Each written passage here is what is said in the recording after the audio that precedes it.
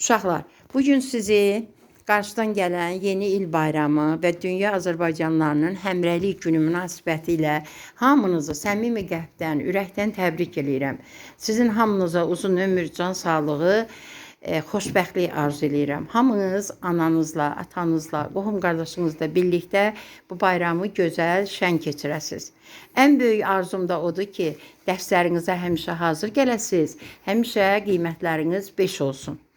Bugün iki şagirdimiz sinifdə iştirak eləmir. Emil və Aylin sinifdə yoxdur. Sağ olsun valideynləri, onları da hansı uşağı təbrik eləyəcəksə öz hədiyyələrini gətirdi, çatdırdı ki, onlar da öz hədiyyələrini göndərdi. Onlara da sağlamlıq arzu eləyək ki, hələ yeni il bayramına 2 gün var, qoy onlar da sağalsın, bayramı gözəl keçirsin.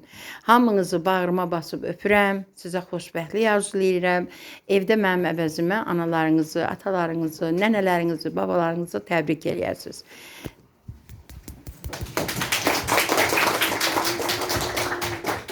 İndi uşaqlar, siz hamınız bir-birinizi təbrik elədiniz.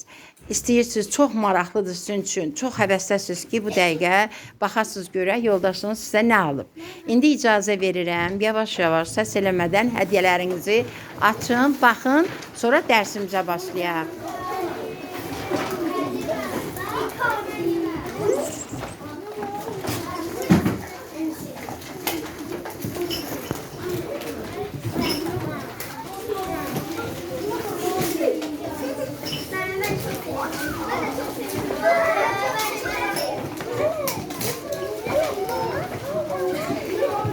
Müəllimiyə də göstərin, hədiyyələrinizə baxın.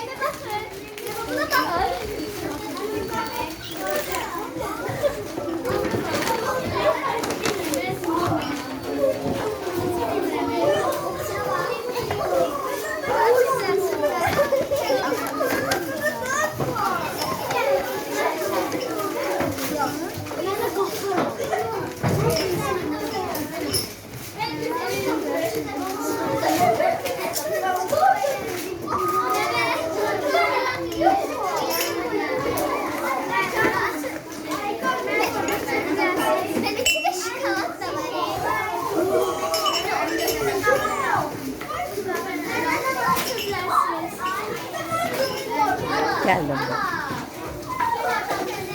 Gör nə gözəl hədiyyələriniz var. Hələ evdə ananız da sizə hədiyyələr alıb yəqin ki.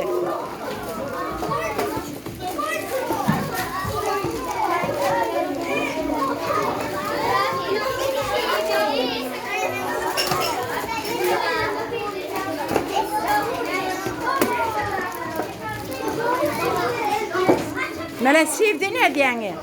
Sevindin? Sənki nədir? Sən də sevindin hədiyyənlə? Aha. Murad hədiyyəsini aça bilmir. Gəlin Muradın hədiyyəsini də biz açaq.